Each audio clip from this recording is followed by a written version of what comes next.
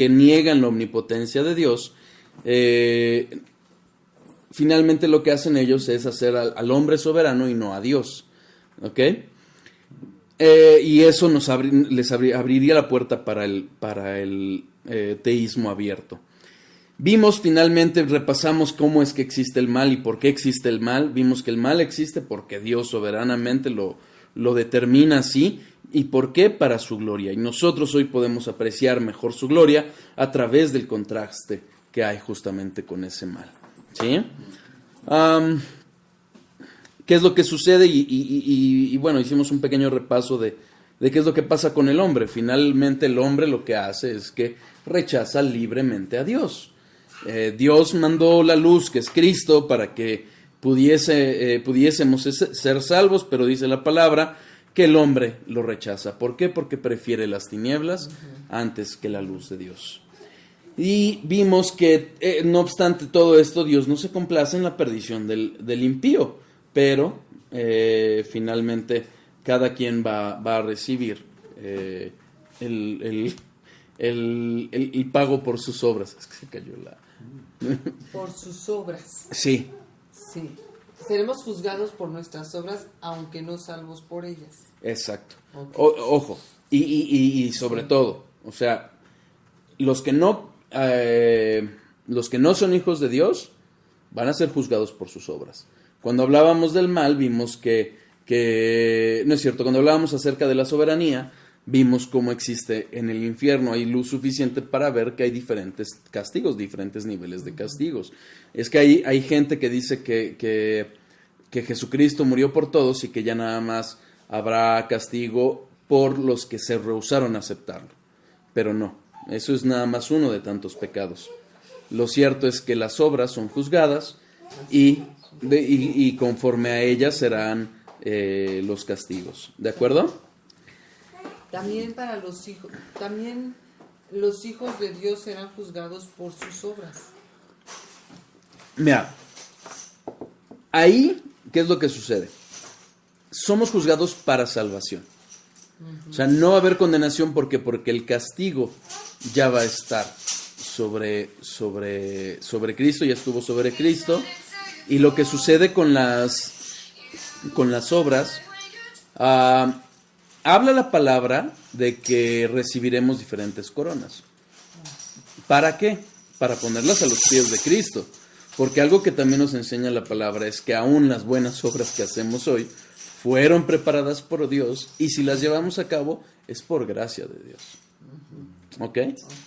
Pero sí habla la palabra de un gran trono blanco en donde rendiremos cuentas. Finalmente, ¿cuál es la solución o cuál es el problema universal del ser humano?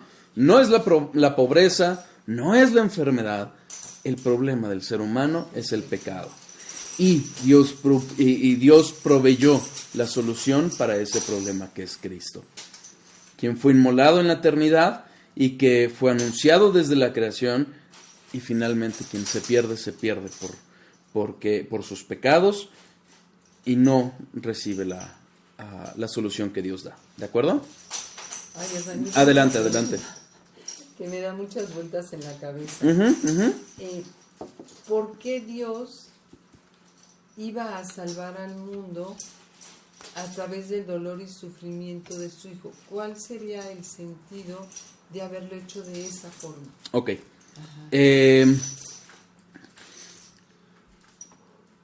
Muchas personas o muchas veces podemos llegar a pensar que Dios pudo haber salvado nada más con un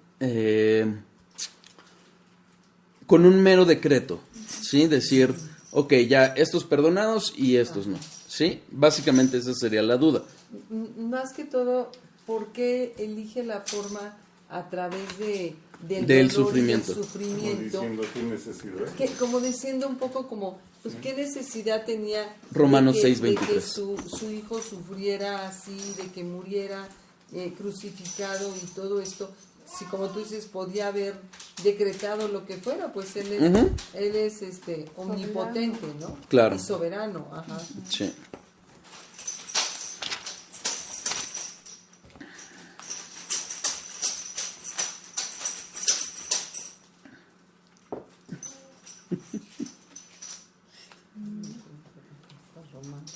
Romanos, ¿qué te 6:23. Angie. ¿Sí? Porque la paga del pecado es muerte. ¿Qué le dijo Dios a Adán? No comas de este árbol, porque si comes, de cierto moriréis. ¿Qué es lo que sucede? Dios establece una ley justa, una ley perfecta y una consecuencia para su desobediencia. Y esa consecuencia para su desobediencia nos muestra el carácter justo de Dios. Desobedeces al Dios eterno, muerte. ¿Ok? Si Dios no hubiera mostrado esto ante el pecado, ante el mal, no sería justo. Sí, no. Okay. ¿Vamos claros hasta ahí? Si Él hubiese perdonado sin el castigo justo y santo en contra del pecado, hubiera dejado de ser justo y santo. Por eso hubo un ser humano que pecó, Adán. Bueno, fueron dos, pero finalmente, derivado de ello, vino el pecado a la humanidad. Entonces, solo el ser humano perfecto, en perfecta obediencia a Dios, iba a poder pagar el castigo justo por el pecado. ¿Por qué? Porque si aún nosotros muriésemos, ¿qué iba a pasar con nosotros? O sea, como consecuencia del pecado. Eso nos iba a pagar el pecado, pero no nuestra salvación. ¿Por qué? Porque somos seres que estamos contaminados, que pecamos, y que nos anuncia la serie de sacrificios en el Antiguo Testamento, que todos los sacrificios tenían que ser sobre animales sin defecto. Era la forma en que los aceptaba Dios. ¿Por qué? Porque habla de su santidad y de su justicia. Un pago perfecto a una violación. ¿Sí? ¿Qué es lo que tenía que pasar? Que del ser humano no iban a ser un ser perfecto, porque todos los seres humanos nacemos ya contaminados por el pecado. ¿Ok? El ser humano peca porque es pecador, no es pecador porque peca. ¿Ok? Derivado de ello, ¿qué es lo que tuvo que hacer Dios? Encarnarse, hacerse humano, para que como ser humano perfecto cumpliera toda la ley, fuese sin defecto y entonces pudiera pagar el pecado del ser humano. Así queda saldada perfectamente la justicia y la santidad de Dios, y además, ahora sí, ya que ha pagado los pecados de sus hijos, ya puede haber misericordia. ¿Sí? Sí, porque no había ninguno sin pecado. Exactamente. No había ninguno sin pecado. Ninguno. Ni habrá. No. No. No, en la tierra no. No. Por eso en el credo dice, y murió por nosotros, ¿no? Y murió por nosotros. Exactamente. Uh-huh. ¿Sí quedó resuelta la duda? Sí, bueno, a lo mejor lo interpreto mal. Dime. Los animales, como por ejemplo los sacrificios que hacían los judíos, que buscaban un animal limpio, vamos a decir, o puro. Sin defecto, sí. Sin defecto. O sea, a través del sacrificio gloriaban a Dios. Ajá. Entonces, anunciando la muerte de Jesucristo. Acuérdate, eso es muy importante. Okay. O sea, no ¿qué es lo que hacía, digamos, los sacrificios? Es una forma de decir que apaciguaban la ira de Dios, por decirlo así. Ajá. El sacrificio de Cristo la satisfizo. Ok. Y tenía que ser un humano porque al final los que estamos caídos somos humanos. Por eso tenía que encarnarse. Por eso tenía que ser encarnado. Tenía que morir. Porque a partir del sufrimiento eso, no sé, ¿por qué tendría que sufrir para poder salvarnos? Para que es parte de la santidad y de la justicia de Dios, de lo aborrecible que es el pecado. Ok. Nosotros, los hijos de Dios, somos imputados con la justicia de Cristo. Y a Él se le imputaron nuestros pecados. Y esos pecados iban a ser castigados. Muy bien. Ujú. Ok. Muchas gracias. Gracias a Dios. ¿Sí? ¿Dudas más? ¿No?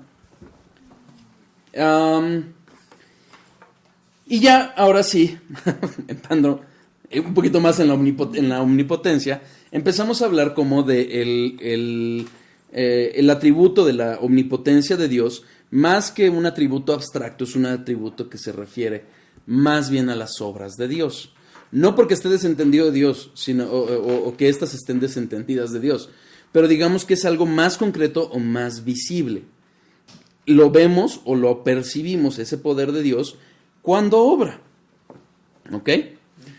Leíamos que Charnock decía, el poder de Dios es la facultad y la virtud para la cual puede hacer que se cumpla todo aquello que gusta o que quiere.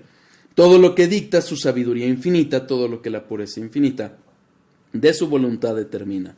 Su poder es el que da vida y acción a todas las demás perfecciones de la naturaleza humana. Finalmente, todos esos atributos están vivos o están impulsados, accionados, actuantes gracias a la omnipotencia de Dios. ¿Se acuerdan cuando hablábamos de la soberanía y decíamos la soberanía sin la omnipotencia?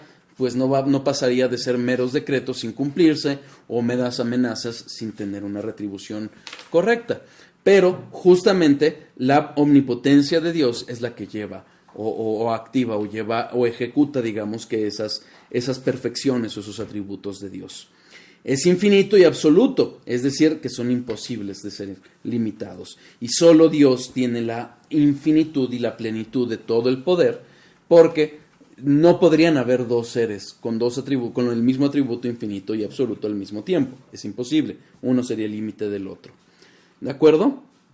Y bueno, como lo hemos visto a lo largo de estos puntos, para entender la omnipotencia, partimos siempre de la soberanía. Salmo 103, 19.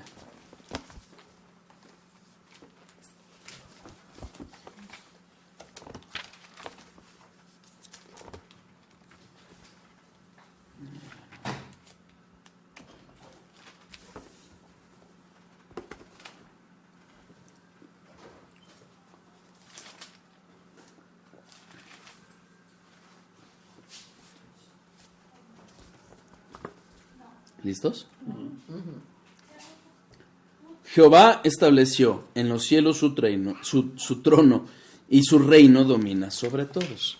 Finalmente, la omnipotencia es la ejecución o la ejecución de esa soberanía, de ese reinado, de ese derecho que tiene Dios sobre todo lo creado. La omnipotencia finalmente es la que lo activa y lo cumple. Pero Dios no lo usa arbitrariamente, tiene un propósito que cumplir al hacer uso de la omnipotencia. Salmo 115, 3.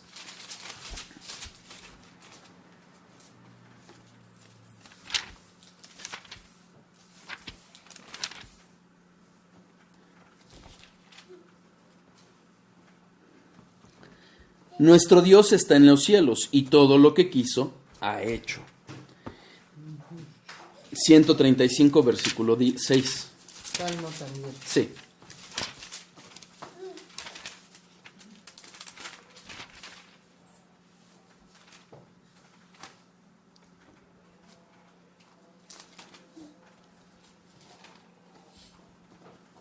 Todo lo que Jehová quiere, lo hace, en los cielos y en la tierra, en los mares y en todos los abismos.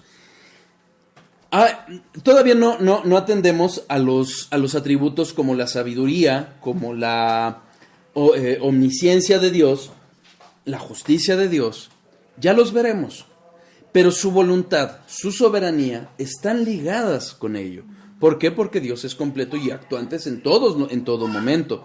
Entonces, Dios siendo bueno, Dios siendo justo, Dios siendo soberano, ese poder va de la mano con lo que Él quiere, con lo que Él ha decretado. Nada, nada